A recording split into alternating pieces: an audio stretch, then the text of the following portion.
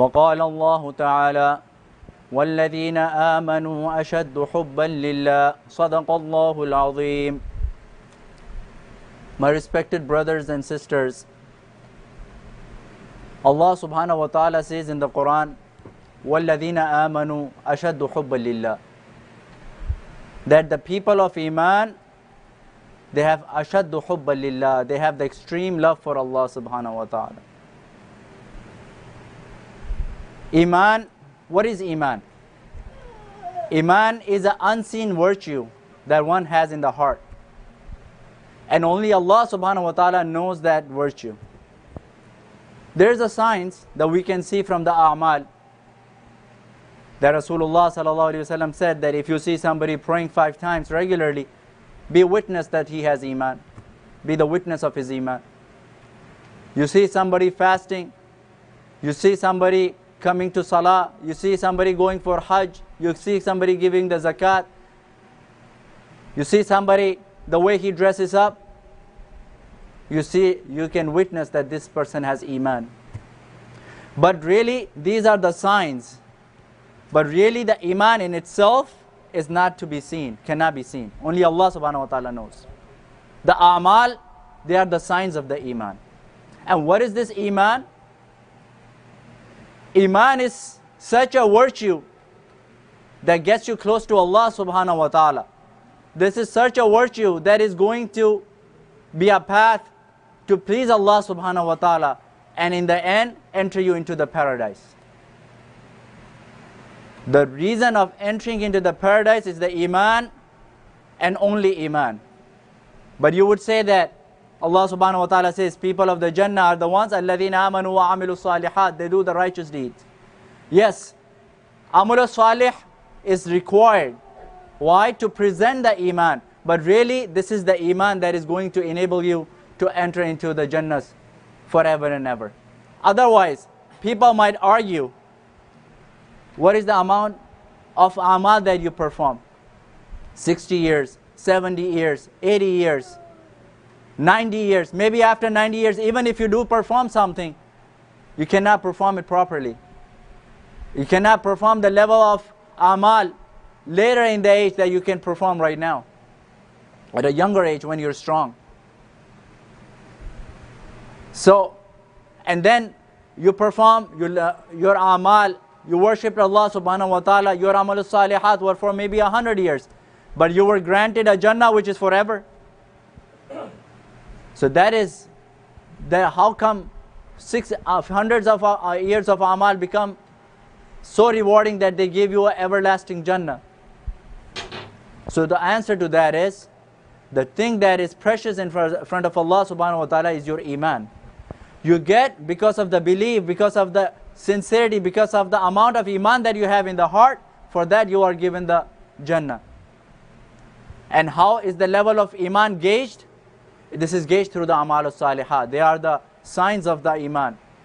More Iman you have, more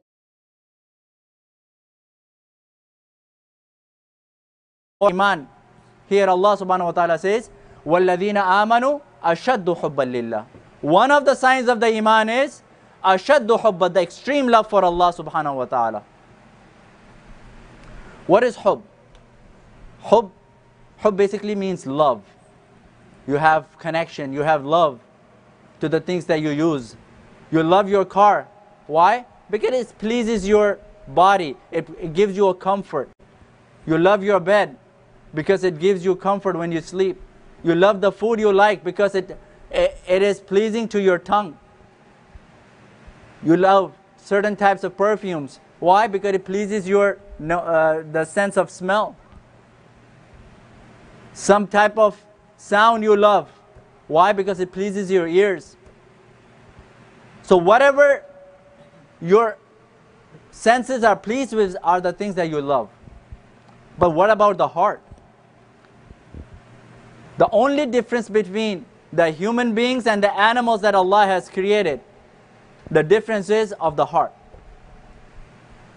Besides these 5 senses, Allah subhanahu wa ta'ala has given a 6th sense to the human beings, which is the heart, which is the qalb, where the Iman stays. And something that pleases the heart is the one that is going to please the actions that are the good actions, the virtuous actions are the things that are pleased to the heart. That is why you would notice sometimes, okay, look at the examples of the prophets. We haven't seen any of the prophets, but we love them. We haven't seen any of the Khulafai Rashidin, we love them. We love all the Sahaba. We love ulama, fuqaha. We love them. Why? We haven't seen them.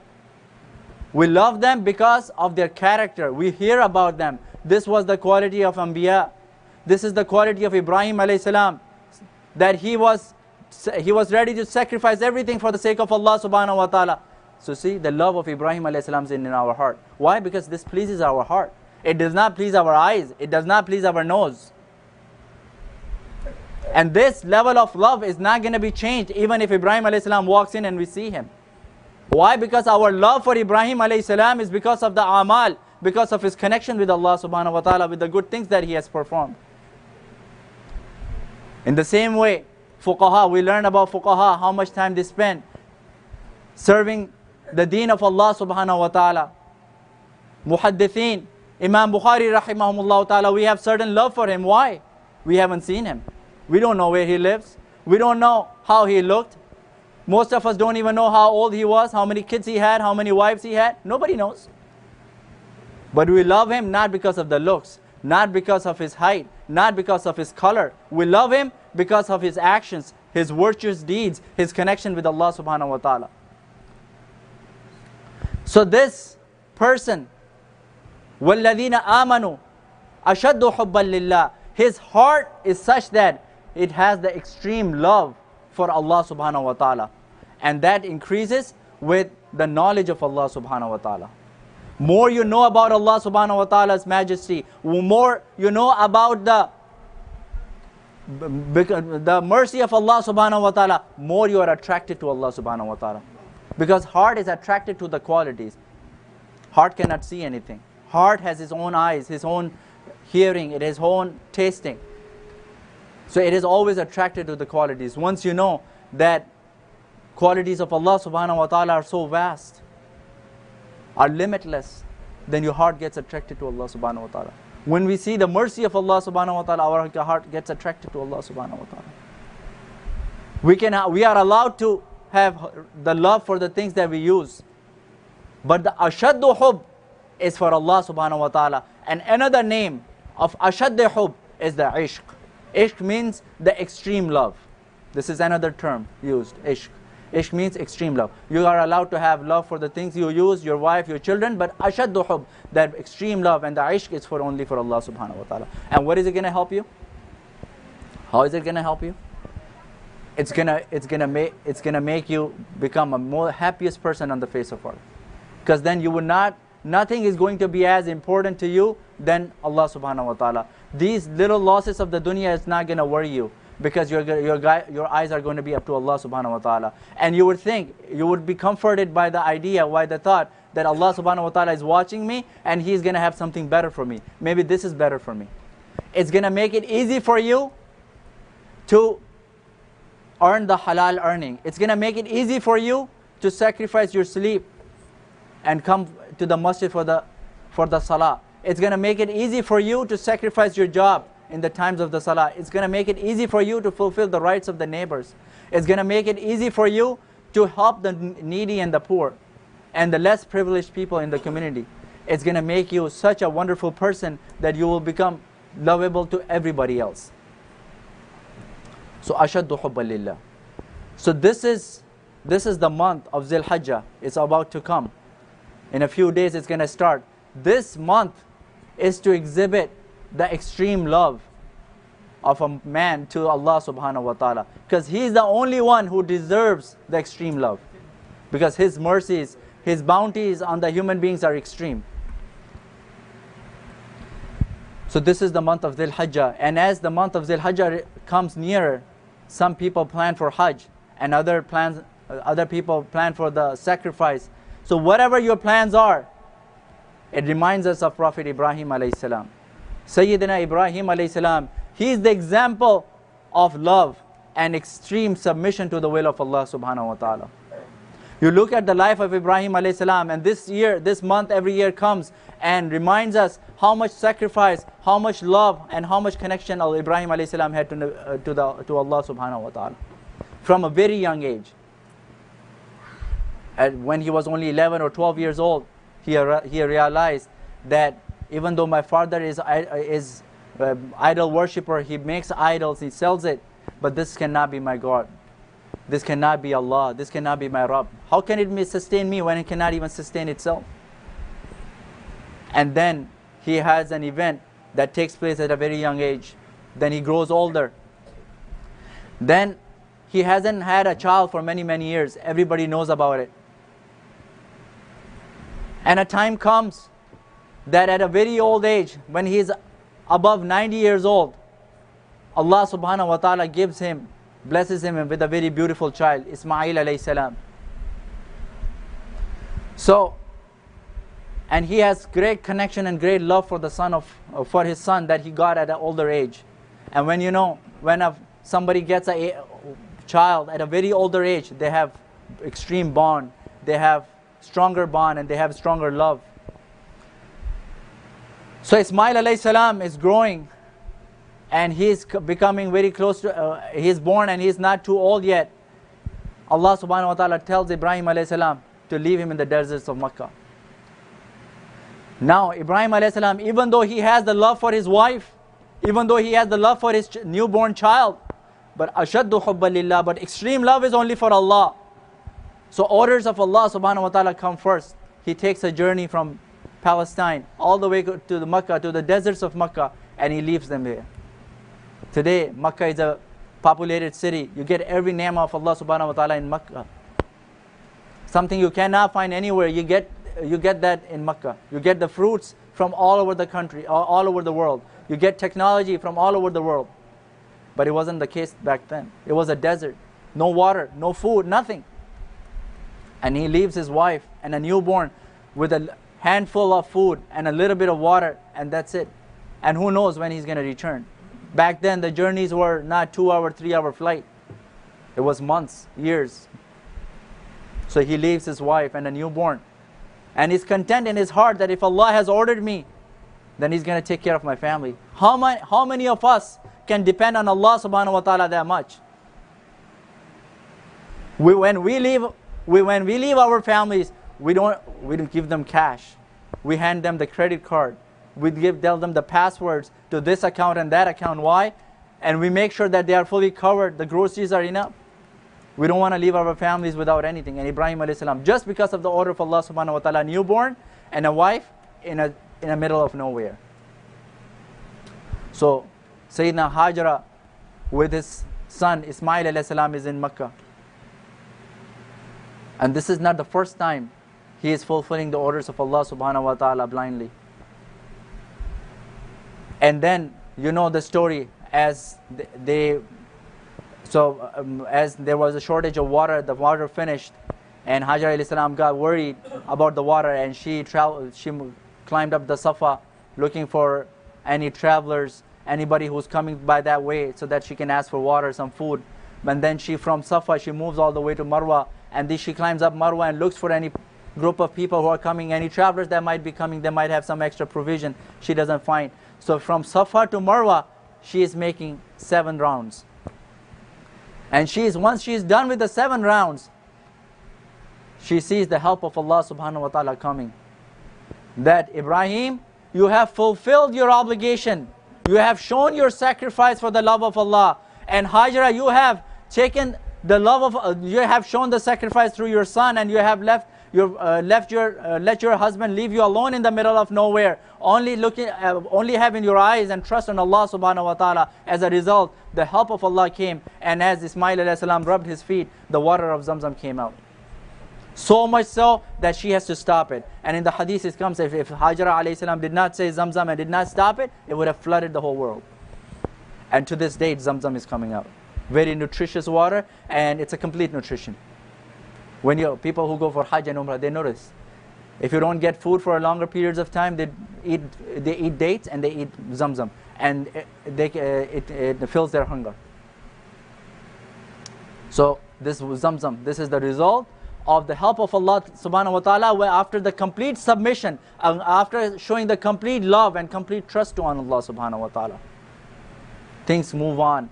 Ismail alayhi salam is getting older, 10, 12 years old. Ibrahim alayhi salam is told, now you can go, return and see your son. He goes back. He meets with his son. You can imagine the amount of affection, amount of connection he would have at that time after meeting with his son after 12 years, after 10 years, after 15 years. Very young, very beautiful age, innocent age. He's seen his son grow and he's close to 100 years old. He does not stay with his son for long. And the new message from Allah subhanahu wa ta'ala comes. Goes to sleep, he sees that he is sacrificing his son. The son that he has sacrificed in the beginning, leaving them in the middle of nowhere. The days that he sacrificed without his son, the days he sacrificed that he could not have a good time with his children, he cannot have a good time with his wife. Now another message came that are you ready for the bigger sacrifice? He sees a dream that he is sacrificing his son Ismail alayhi salam. The next day he wakes up and he's kind of surprised. What type of dream it is? What to interpret out of this dream? What to make out of this dream? That I am sacrificing my own son? And the next day again, he sees that he is sacrificing his son again. And the third day again, he sees that he is sacrificing his son. So he understands that this is the message of Allah subhanahu wa ta'ala. This is the next level of sacrifice he wants. Yes, I love my son. Yes, I love my wife. Yes, I missed 10, 12 years of my family time with my son and my wife. But this is the time that I have to exhibit ashaddu hubba lillah. This is the time I have to show that, oh Allah, you are more important to me. Your orders are more important to me. I can let my son go. I can leave my wife if she doesn't agree to my plan. But you are more important to me. So he plans. The first time, he was a little bit surprised. And then, after seeing the same dream for three consecutive days, he understood this is the message from Allah subhanahu wa ta'ala, and this is the hukam that Allah wants me to sacrifice my son, my beloved son. And he's used to this. He's used to this. Remember the time when he was going to be thrown in the big fire? Angels came from the sky and they said, Ibrahim, you need any help? Allah has given me the controls over the rains. If you want, I can shower them. There is angels who are coming. Maybe we can lift you up. There's angels that are coming. Maybe we'll crush Namrud and his people. There's ways. There's angels of the wind. Allah has given us the control over the winds. You want, we can extinguish this fire. But Ibrahim is ready to sacrifice. He's not ready to comfort himself. His orders of Allah. He says, if Allah wants this to happen, I'm ready for it. If He wants me to burn, I'm ready to be burned. Just like a little fly that, I think they call it a moth. When they lit up a flame, a lamp, the moth would come out of the love of the flame and it would die into the flame. It will burn itself into the flame. So my example is that of a moth who's going to burn itself in the love of Allah subhanahu wa ta'ala. If He wants me to burn in the flame, I'm ready for it. And then he sees the help of Allah subhanahu wa ta'ala coming. And he says that 40 days in that fire was more pleasant than my rest of my life that I lived. He lived more than 100 years, but he says that 40 days was the most quality time I had. And it was in the middle of that huge and extreme fire. So he's ready. This is not the first time he has sacrificed his comfort. He has sacrificed himself. Now this is the time that he is sacrificing his son. People say that people are ready to bear all the burdens on themselves, but they want comfort. They want easiness for their children. Majority of you are fathers, they have children. So you know that you are ready to bear any type of hardships upon you, but not on your children. You don't even want a little thorn prick your child's foot. You get very worried about it. All his life, he sacrificed himself. But today is the time he's going to present his son. This is even more bigger test. So he makes a plan. Ismail, this is what I have heard. This is what the message I got. What type of message did you get? I got a message from my dream. Subhanallah, Allah subhanahu wa ta'ala showed him in the dream that you are sacrificing your son. He did not send Jibreel alayhi salam. You know, Jibreel alayhi salam is an angel who is appointed to convey the message of Allah subhanahu wa ta'ala to the messengers. And like my Shaykh Mufti Muneer Ahmed Akhoon, Damat Barakatum Aliyah, he says, Allah did not send Jibreel alayhi salam to send this message. He sent him in a dream where you might have doubts. See, when I see a dream, I try to manipulate it in a way that I want, in a way that it helps me. And if I see a dream that is not in my favor, I say, oh, it is a false dream. Maybe shaitan, it was some kind of a interception from the shaitan. I make different things out of it. But Ibrahim alayhi salam, this was the test. If it were not so much of a test, if Jibreel alayhi salam would have come and said, oh Ibrahim, you have to slaughter your son, then he has no way out. Then he cannot disobey. So Allah subhanahu wa ta'ala sent him the orders in a form that it is a dream. We'll see if Ibrahim is going to make excuses out of the dream or he's going to go and complete what he saw. So he prepares his son, dresses him well, and he tells him that this is what I've seen. What does Ismail alayhi salam say? Without a pause, he says, do whatever you are ordered. Fafal ma tu'mar. Do whatever you are ordained for. If this is what you want, this is what Allah wants from me, satajuduni insha'Allah min as-sabirin. And very soon you would find me from the patient ones. I would be very patient in this matter. So this submission, the complete submission came from Ismail alayhi salam, and this was very pleasing to Ibrahim alayhi salam, that my son is going to help me in completing the orders of Allah subhanahu wa ta'ala, which is hard on me, which is hard on him, and which is of course hard on the family. So he prepares him, takes him to the same place where the Hajis make sacrifice today in the valley of Mina. He takes him there, and the shaitan, he thinks that if today, if I'm not able to deceive this man of Ibrahim alayhi salam, and if I'm not able to stop Ibrahim alayhi salam from fulfilling the orders of Allah, then I would not be able to stop the progeny of Ibrahim ever to disobey and sin Allah subhanahu wa ta'ala. So he's trying his hard. So he went to the mother first, because the mother has the soft heart. So he goes to the mother Hajira. He says that, you know, where your father is taking your son? She said, yeah, they're going to they cut some wood and bring it for cooking, so that we're going to burn that wood. No, it's not the case. He's going to slaughter him. He's going to slaughter your son. That's why he's dressed him up so good and all that. No. How can he slaughter my son? He loves his son too much. How is it possible that he's going to cut his throat? No. But Ibrahim thinks that Allah requires him to slaughter his son. Then it's mother of Ibrahim. This is the wife of Ibrahim, mother of Ismail. She also submits. She says, if that's what Allah wants, then the right of Allah is above everybody. The love of Allah is above the love of everybody. Then I approve him for doing this. Now shaitan is very disappointed. He goes, and then he whispers in the ears of Ismail, you know where your dad is taking you? Yeah, I know. He's taking me to cut some wood, and we're going to bring some wood. We're going to burn the wood. He said, no, that's not the case. He's going to slaughter you. He's going to slit your throat. You're going to be killed. He said, no, that's not possible. My father loves me a lot. I've seen it. He said, no, but he thinks that his Allah wants him to sacrifice you. Oh, if that's the case, if Allah wants him, then I'm ready. Then the love of Allah is above. And then the orders of Allah is above any other order. Obligation towards Allah is first before any other obligation. He continues. Now shaitan is really, really disappointed. He has one last chance. And he sees Ibrahim alayhi salam. And he says, oh, old man, where are you going? What do you think?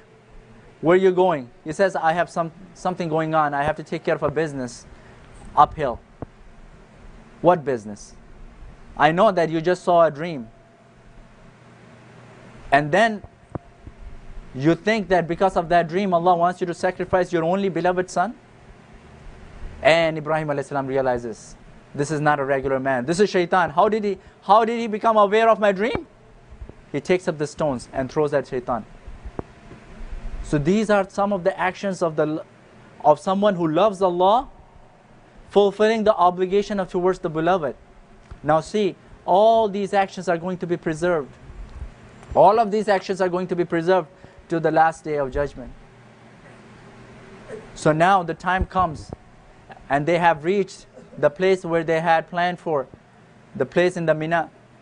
Now Ibrahim alayhi salam, before he is going to slaughter and give up his son for the sake of Allah subhanahu wa ta'ala, he is kissing his son, he is loving his son, and his son is comforting him. His son is telling, he's giving the instructions to the father. Oh father, when you're about to sacrifice me, put me face down. Why? Because when you look, so that you don't look at my face. If you don't look at my face, you will not feel any mercy for me. You will not feel that it would be a little bit helping towards your showing kindness towards me, your love towards me. On the other hand, I would not be looking at the knife directly, so it would not scare me a lot. And oh Father, when you do that, blindfold yourself so that you don't see me dying. And oh Father, when you ready to sacrifice me, tie my legs and the hands so that I don't move around too much. If I do out of impatience, it's going to reduce my ajr. It's going to reduce my reward that I was very impatient. But what can I do? My hands and legs are going to be moving, and then this blood was going to come on your shirt.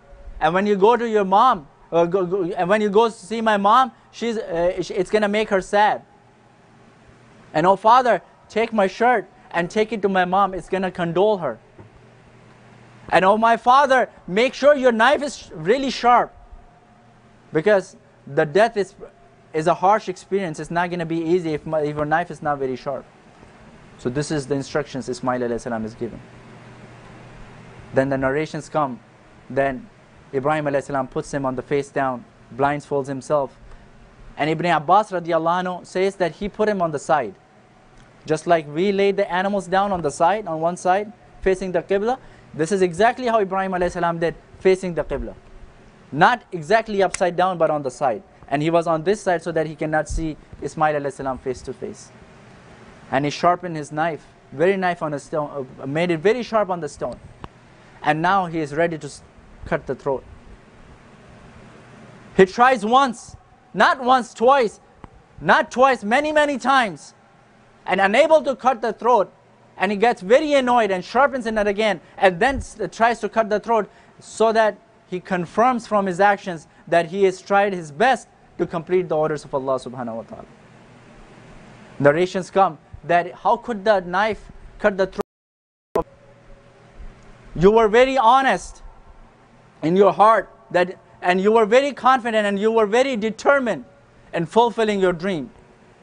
You dreamt of sacrificing Ismail, قَدْ صَدَّقْتَ رُؤْيَا.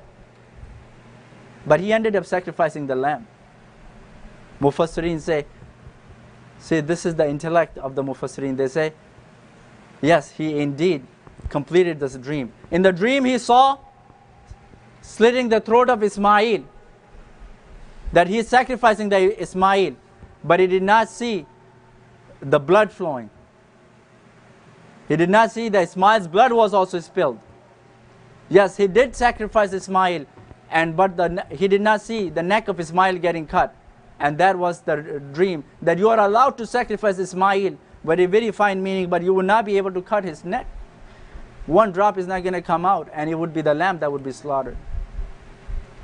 So these are the actions of the lover towards the beloved. This is how the history has shown how Allah's favorite people have put their trust on Allah and showed their extreme love on Allah. And this is how history has shown to us that how Allah preserves these people. When you submit yourself to Allah, Allah is going to preserve you. Just like He preserved Ibrahim, and just like He preserved Ismail, and just like He preserved Muhammad sallallahu alaihi wasallam and his followers, He is going to preserve you. You're not going to be wasted. But if your love is on towards dunya, dunya is to end, and it's gonna be very painful. when it leaves you. So when your love is towards the dunya, you're never going to be preserved. You're always going to be in loss. And when you put your trust and when you give your love towards Allah subhanahu wa ta'ala, you're always going to be preserved. You're always going to be remembered. And today, these actions of the love from one ashik to the ma'shuq are preserved in the form of hajj, in the form of qurbani, in the form of sacrifice. Today you sacrifice an animal, you get the reward of sacrificing your own son. So much so, according to Imam Abu Hanifa rahimahumullah ta'ala, if somebody takes a vow, if such and such happens, I'm going to sacrifice my son. How does he complete his vow? How does he complete his nadar? He says, sacrifice a lamb. Sacrifice a goat, because Allah has made it to the same level. When you on this day, when you're going to sacrifice your cow, when you're going to sacrifice your goat, you sacrifice your lamb. Forget about the big rewards that Allah subhanahu wa ta'ala, that is huge, humongous. But you are going to show the same actions of love that were presented by Ibrahim alayhi salam. When you go for Hajj and you move from Safa to Marwa, it's going to remind you of the hardships that the mother of Ismail alayhi salam went through.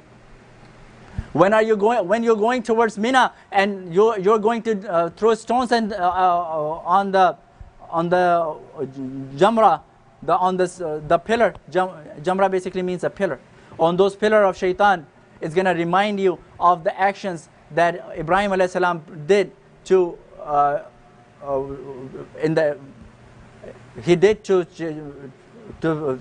chase away the shaitan.